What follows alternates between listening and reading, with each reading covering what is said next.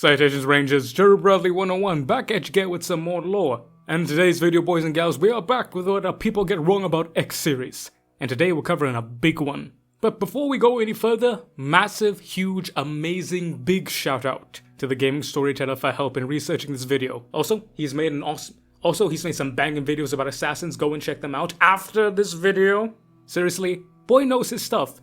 Because it's quite fitting that a Dark Angels fan would know a hell of a lot about the Dark Angels. Because yes indeed, ladies and gentlemen, in addition to the gaming storyteller, you have a certain chap by the name of the Dark Angel Lion 94, who for an entire week, about 8 days, has consistently asked me to do a What People Get Wrong About X series about the Dark Angels.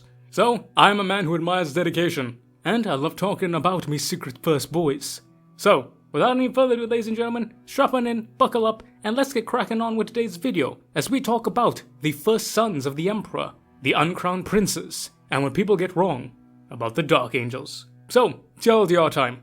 The Dark Angels, or the First Legion of Space Marines, they are the first sons and they were known as the uncrowned princes. And they are known for being the most effective legion, the most secret legion, and having a whole bunch of bad stuff that no one should have, i.e. men of iron and weaponry that could turn a man inside out. Quite literally. They will be reunited with the Lion, and the Lion will be known as an amazing military commander and all-around asshole. And they will continue fighting and crusading throughout the entirety of the world, and the Dark Angels would take on a role as knightly defenders and deathly destroyers. However, there will be a falling out within the Legion, with the Lion sending home about 500 boys at the head of Luther, his former adoptive father. This would all culminate in the Great Civil War of the Dark Angels, which would result in Caliban being destroyed, except for a part of it known as the Rock, the Lion being placed into a coma, and Luther dying. Or so that's what we thought. Luther is in fact alive, and he was captured by the Dark Angels and is held in the Rock. While the Lion, he's back up and kicking again, and he has reformed the schism of the Dark Angels, reincorporating every so-called fallen angel into the Legion itself, for he has risen them back up to where they were supposed to be. Most of them. Some of them have fallen a little too much to the Sanushi, and to them he gets a good old hack of the sword.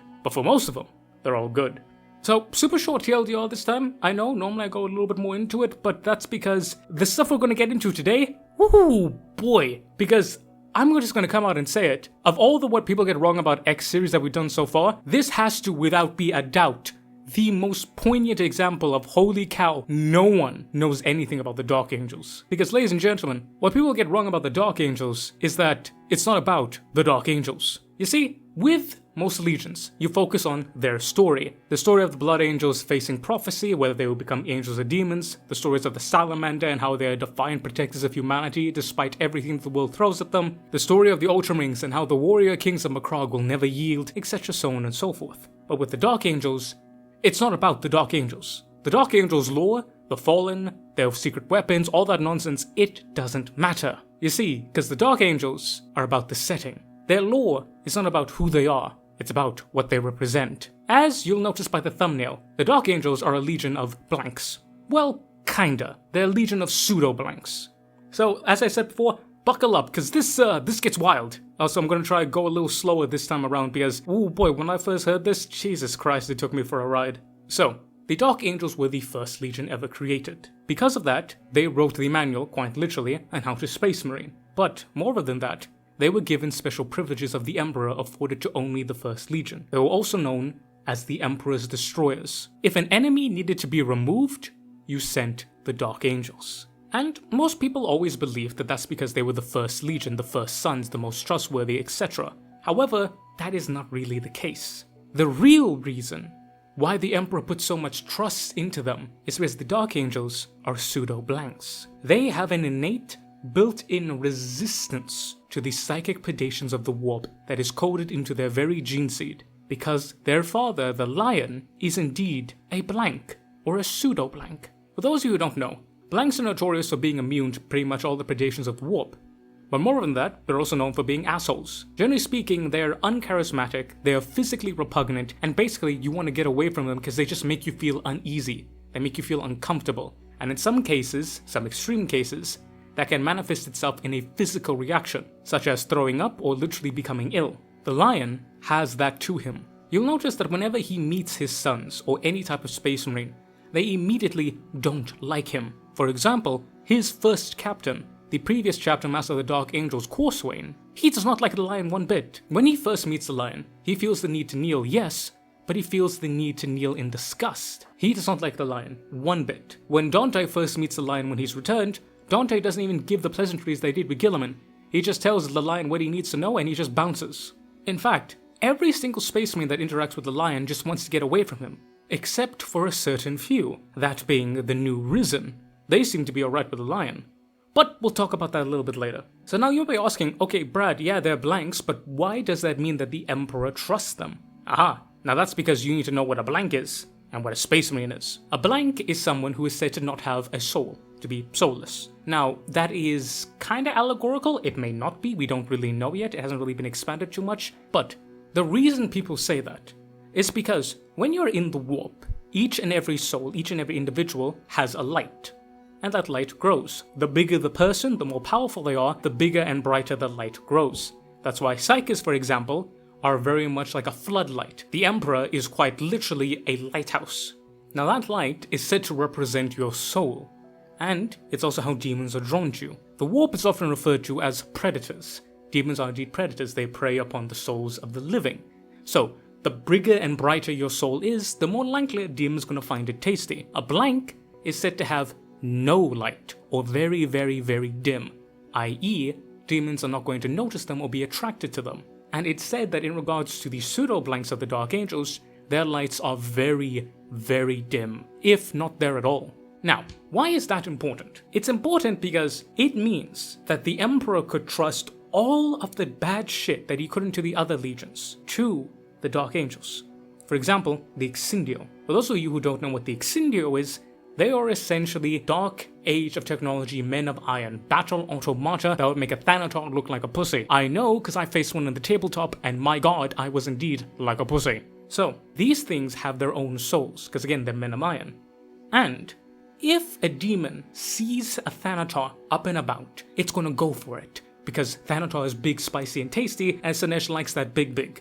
So, what the Emperor had to do is that he knew that if he placed the Exindio in a place that demons could see it, they would go for it. Therefore, what he did is that he placed it with the Dark Angels. The Dark Angels hid the Cindio signature, they masked it, because demons don't like blanks one bit, they don't like them at all. But moreover than that, it meant that the souls of the Exindio could not be corrupted. Because since they were surrounded by blanks, no demon corruption could get in because it had to pass a wall of psychic barrier energy. And to demonstrate just how powerful Dark Angel blank genes are, there is a scene in which Cor Swain, the chapter master of the Dark Angels, who also fucks on the tabletop, I know from experience, my god, my Breacher squad got wiped by one Cor Swain. He then is facing off Zabriel, who is a very powerful and potent Psyker. Though, mind you, Dark Angel Psykers are also not that good. Like, don't get me wrong, they're still pretty decent Psykers, but you compare it to something like the Ultramarines, Blood Angels, or White Scars, they're pretty rubbish. Don't even get me started about the Thousand Suns. But Zabriel is a pretty powerful Dark Angel Psyker, meaning he's probably on average with other Legion Psykers. He then happens to roll double sixes on his smite, getting d6 damage instead of d3. That's a throwback to old tabletop for y'all. And he hits Cor Swain full in the chest with Psychic Witchfire, and Cor Swain is wholly unaffected. So much so that even Cor Swain is like, what the hell, what happened? And that then brings me on to my next point. The Emperor was able to trust all of his bad shit with the Dark Angels because one, they wouldn't be corrupted by Chaos, nor would Chaos be able to corrupt those bad things because the Dark Angels are hilariously resistant to falling to Chaos corruption. When I say resistant, I don't mean immune. People will point at Luther and say, oh, what about him? Understand, Luther was not a full Astartes. He was a pseudo-Astartes. And it's assumed that many of the Fallen were indeed pseudo-Astartes, or were older Terran-born veterans. But that's neither here nor there. The fact of the matter is, Dark Angels are particularly resistant to Chaos corruption. So all this put together, it then leads on to the next point. The Emperor made the First Legion to be his legion against Chaos. Because think about it. You are already immune to Chaos shenanigans or hilariously resistant, right? At least 90%, let's say. Yeah? Not only that, but you have the best of the best technology. Relic Dark Age of Technology weapons that no one else has access to. Mind you, Dark Age of Technology weapons were hilariously more powerful than anything. Think on the level of the Necron technology, that's how strong it was. And you are led by arguably the greatest blade master of the entirety of the Primarchs, and one of the greatest tacticians ever. The First Legion, the Dark Angels, they were the Emperor's Angels of Death, and an actual thing that I learned from Mr. 40k Dutch himself, the term Angels of Death, that whole quote in which the Emperor says, these men who gave themselves unto me, that original quote was for the first ever 200 Space Marines, i.e., the first ever 200 Dark Angels, the first ever uncrowned princes. That's why he calls them his angels of death. And when you think about that, it is wild. Because the Emperor from the outset knew about chaos, and he knew that he needed a legion to fight them. He needed the best legion. Hence why he made the Dark Angels. Hence why he put so much stock in them in the Lion. Now of course the Lion's arrogance, rage, and just general assholelessness, that didn't really help. Because again, while the Lion was really good at his job, he lacked a little bit of foresight and maturity, hence which he has now. But even more than that, it wasn't just the Emperor that made the Dark Angels the Anti-Chaos Legion, it was also their homeworld. Now, some will say accident, but fans of Tzeentch will mention change, and how everything has a plan and a place. Caliban is not a normal world. There is a theory that Caliban is the sister world of Moloch. For those of you who don't know what Moloch is the place that the Emperor went to get the knowledge from the Chaos Gods to make the Primarchs. It's where he struck and then broke his deal with the Chaos Gods. Moloch is said to be the birth world of gods. It's where gods are born, i.e. the Primarchs. Caliban is said to be the death world of gods, the burial ground, the grave world of deities.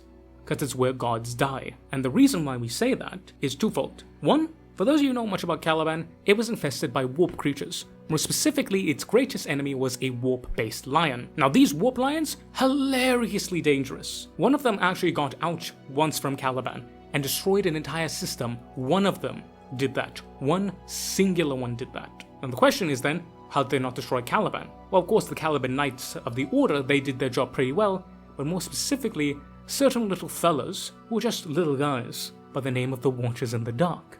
The Watchers in the Dark are basically the trump card of the Dark Angels. Now, what exactly are the Watchers in the Dark? The Watchers in the Dark are essentially avatars of the anti-chaos gods. How do we know this? Two examples. First example, the Changeling, Lord of Tzeentch, right? He is on the Dark Angel's ship, and he is looking to cause mischief and trouble and all that nonsense. However, he then meets a Watcher in the Dark, and he feels odd. He begins trembling. His hands begin sweating. He feels his heart beating faster. And he's like, wait, what is this? And he's like, oh, this is fear.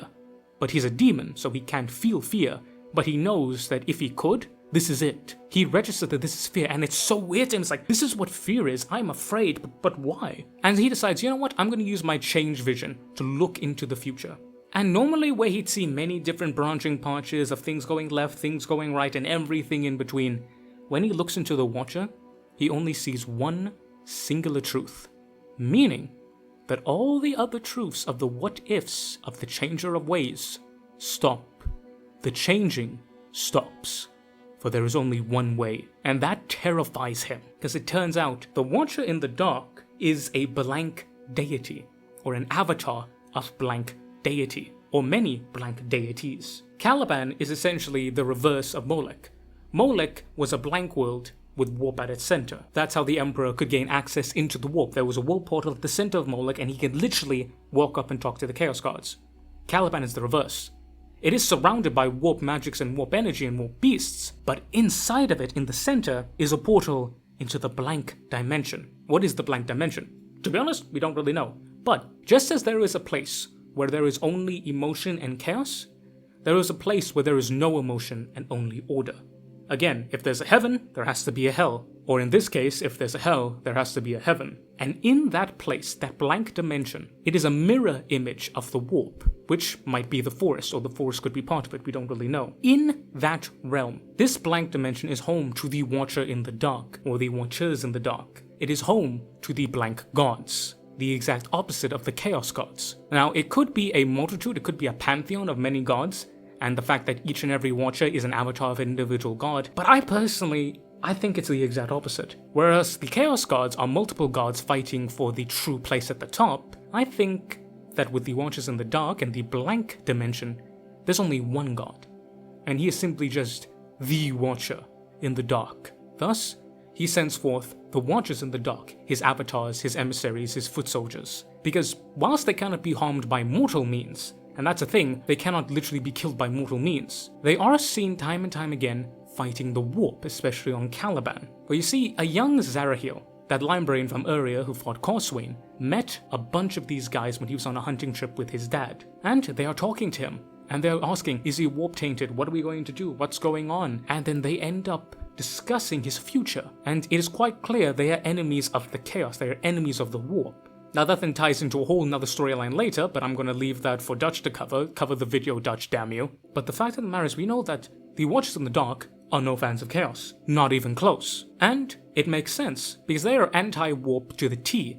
Why? Because they are literally made of the god of anti-warp, and they're from the dimension of anti-warp, meaning that they are quite literally, like the Emperor, anathema to demons. So, to recap, we have a legion of pseudo-blanks, who are given the greatest and best technology that humanity has to offer, which places us on par with the Necrons. They are also aided by the Watchers in the Dark, a race of non-demons from the Realm of Order, aka the Forest, aka the Blank Dimension, and are led by the Watcher in the Dark, a pantheon or a singular deity who is the exact anathema of chaos. And they are led by the greatest swordsman of the Primarchs, the greatest blank or pseudo-blank to ever exist, and one of the most masterful and skilled war leaders of the Imperium, Lion L. Johnson. Do you guys see now why the Emperor put so much stock in this legion? They are made to combat chaos. They are made to fight, and they are made to destroy it wholly and utterly. They are indeed the angels of death, the Emperor's angels of death, but death to his greatest foe, death to chaos. And that is indeed what people get wrong about the Dark Angels, is that it's not about their stories, it's not about the Coursewind, it's not about the Lion, it's about what they represent. It's about their impact on the wider setting, which is why many complaints that people have about the Dark Angel books is that they're pretty lame to read.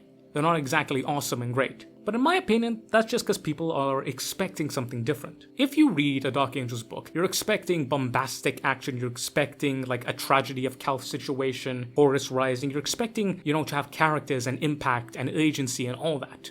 But that's not why you should be reading it. When you read a Dark Angels book, you are not reading about the specific story of the characters. When you read a Dark Angels book, you are reading a lore dump of the entirety of the universe. Because it doesn't matter about what the individual Dark Angels are doing. What matters is what is happening around them. What is happening because of them, rather than what they themselves are doing. And that is a massive point for the Dark Angels. There are a few legions which impact the setting overall. The Dark Angels, the Ultramarines, the Blood Angels, and I believe the Space Wolves. But at the end of the day, these legions specifically have done more for the overall setting rather than their individual stories. The only difference is that for the Space Wolves, the Ultramarines, and the Blood Angels, they have memorable characters that make you love and adore and root for them. They have so much character to them. But because of the Dark Angels and their nature, they don't have that. They're not meant to be the charming chivalric knights of Arthurian legend. That's not what they're supposed to be. They are the Black God. They are the destroyers. They are havoc unleashed. They are the wrath of the Emperor's justice made manifest. They are destruction incarnate.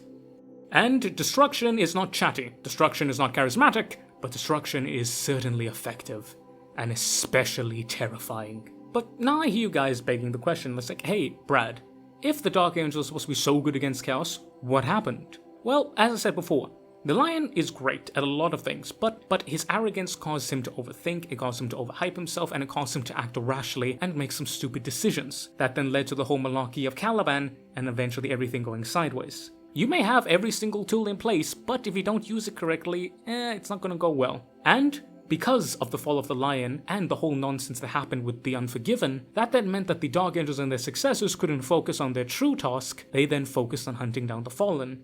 Meaning that their original purpose as being the Anti-Chaos Legion kinda got lost in the sauce. But with the Lion coming back, he's trying to restore that.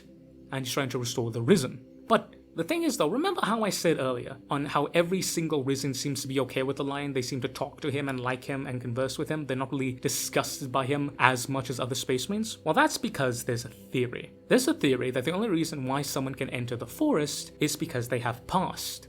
They have gotten so close to death or literally died and been resurrected via the Watchers in the Dark. Which is why the Lion nearly died or did die, got resurrected 10,000 years later.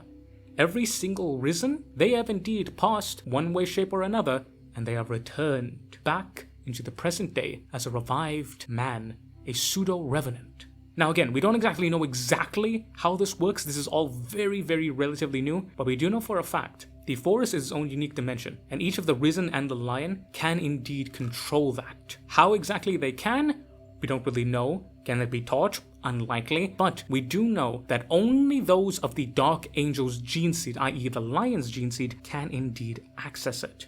Moreover than that, only those Dark Angels who have passed, whether figuratively or literally, can indeed earn that power to transfer to it. Now where exactly this will go and what the story will do, we don't really know. But the fact of the matter is, the Lion is making the Dark Angels back into what they were supposed to be, not the Legion, the Demon Killers. And what exactly does that mean for the Forest? The Forest, as we've established, is indeed the anti-war. It is part of the realm, probably, of the Watcher in the Dark. What does that then make the Lion then? Is a Lion the Angel Prince of the God of Order? Has he now become the prime avatar, the chosen champion of the Watcher in the Dark? Or was he always meant to be that? We don't really know. But what we do know is that whatever the Lion is going to do, he's going to bring his boys back to where they're supposed to be. And that is indeed the Emperor's Angels of Death. Or maybe he'll become the Watcher in the Dark's Angels of Death. So right now I've only touched upon, I'd say, maybe half of everything that Mr. Dutch 40k told me. Seriously though, go and bully him into making a Dark Angels video. Eventually. Maybe, but don't bully him too hard. He's doing a lot of stuff. He's a really great guy and I love him. But seriously, this guy is amazing. I could listen to him all day. You know what? Go under his video and tell him how much you love the Dark Angels. And also tell him cheese. But this is just an idea of what the Dark Angels are supposed to be. They are essentially a plot device. I know that is usually used in a negative connotation, but in this case, it is very much a positive connotation. The Dark Angels are the First Legion.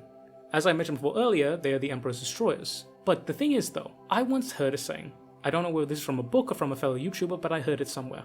Leman Russ is said to be the Emperor's executioner. You send Leman Russ when you need to make an example of someone, i.e. Magnus. You send the Lion when you need someone to be destroyed.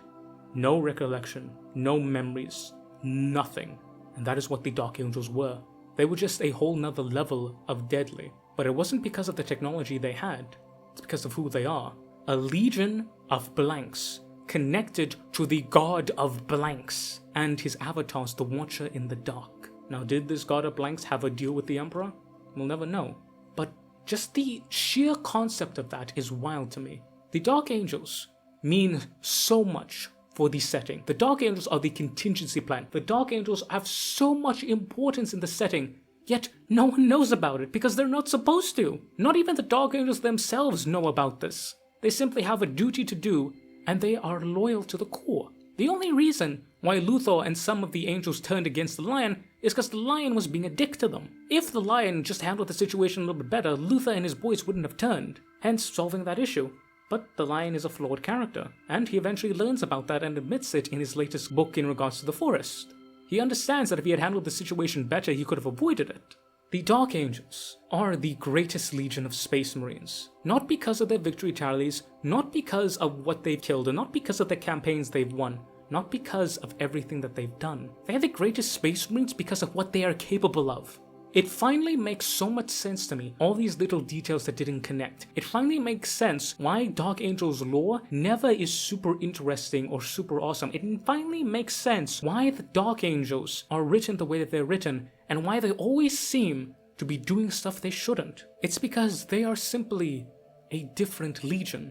Quite literally, they are built different. They're a blank legion.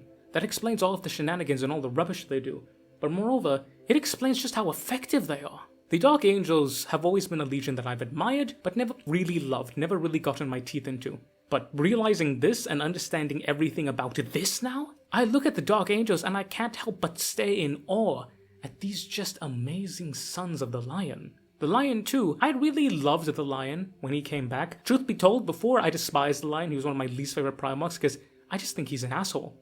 But realizing that now he's a blank, now don't get me wrong, his blankness is part of the reason why he's such an asshole. It's not the whole reason, and he himself even admits that. But this one little detail about the Lion and his legion finally makes so much sense to me in regards as to what the Lion is supposed to be, in regards as to what his legion is supposed to be. This little bit of context drastically changes the entire story of the Legion And I gotta say, I'm a big Dark Angels fans now, man. The whole idea of the Silent Legion, the Legion of Death. And when you think of angels, you think about the Blood Angels. They are the fantastical version of a biblical angel, right? Good, grace, beautiful, awesome, amazing. They're awesome, yeah? The Dark Angels are the biblically accurate version of an angel. This is not Gabriel coming to kill a demon. No, no, no. This is the angel of death going over every single household in the Egypt and murdering the firstborn son. This is the Dark Angels. These are the angels of death. And they are so much more cooler because of it. And the implications they have for the setting are wild. I was excited for what the Lion was going to do with his Risen. Now, I am even more than excited and horrified. I made a video a few days ago talking about what exactly are the Risen. And the difference between this video and the one I did then is night and day. Because without the context, half the things I say in that video don't make any sense. But with all this context now, it's just perfect. Absolutely perfect. So, the next time you guys think about the Dark Angels, the next time you think about them being lame, or being dumb, or being stupid, yeah, they are that. Truth be told, they are indeed that. They have a lot of character flaws in them. The Lion was very arrogant, and the Dark Angels are very paranoid. But also understand, there is a reason for everything. And the reason for the Dark Angels being so exaggerated in these cases is because they're indeed a legion of blanks. They are the Emperor's weapons of destruction. They were never meant to be leaders. They were never meant to be idols. They were never meant to be worshipped. They are not the right hand that offers forth the beautiful angel of Sanguinius that is meant to be a bastion of humanity. They are the grim left hand of death, the hand that only is shown when an enemy's throat must be strangled.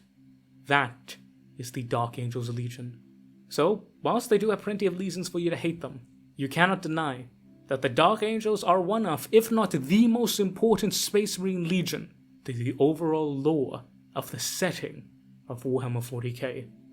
So you may not love them, but make sure that you respect them.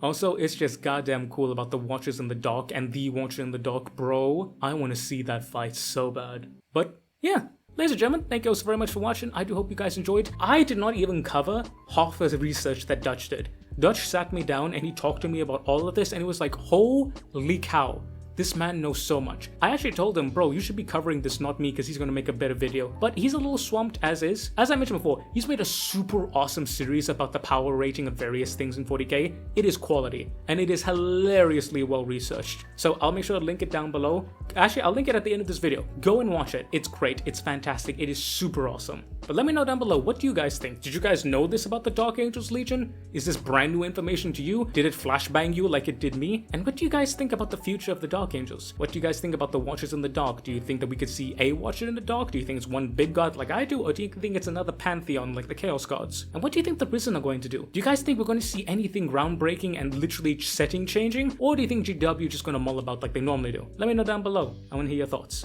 So a massive thank you to you guys for watching, but even more massive thank you to my members. Massive shout out to my brand new member, Tremeo the Math Kitty, who joined at the corporal tier. Welcome, my beloved feline friend, to the core. Enjoy your stay, my brother, in this crazy, awesome, happy family. Shout out to my lieutenant tier members, Mr. Eddie V3 and Miss Majora of the Void. Shout out to my sergeant tier members, Mr. Damiak, Mr. Andy McGee, Mr. Warsmith.Fireheart, and Mr. Corns Butcher. Shout out to my corporal tier members, Mr. Bowen, and Mr. Hattori's Curse. And finally, but certainly not least, big shout out to my privateer members, Mr. Thomas Oslons, Mr. Ivan_SVW, and Mr. Michael Hayeda. I want to say a massive thank you to you guys for watching, and it just really means the world to me that you guys put so much trust in me. I'm doing daily content, I want to make this my full-time vocation, and the more members I get, the more feasible it makes it. So if you want to join these awesome guys and gals, make sure to sign up with our memberships.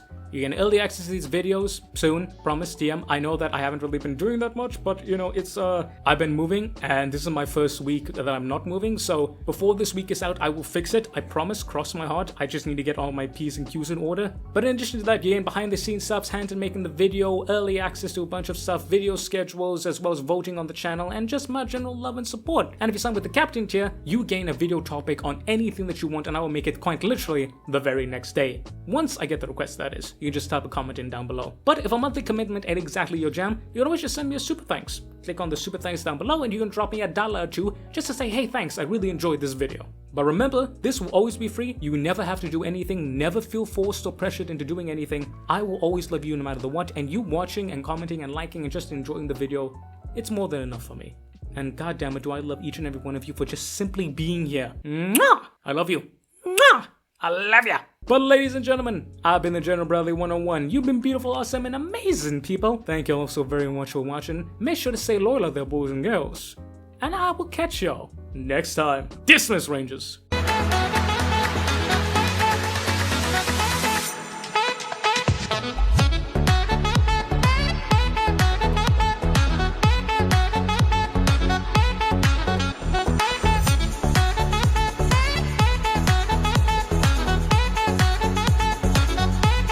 Bro, I love the idea that the Watchers in the dark are literally immune to physical attacks. Could you imagine a Khorne Berserker seeing a Watcher in the dark and just slamming his axes into him and nothing happens?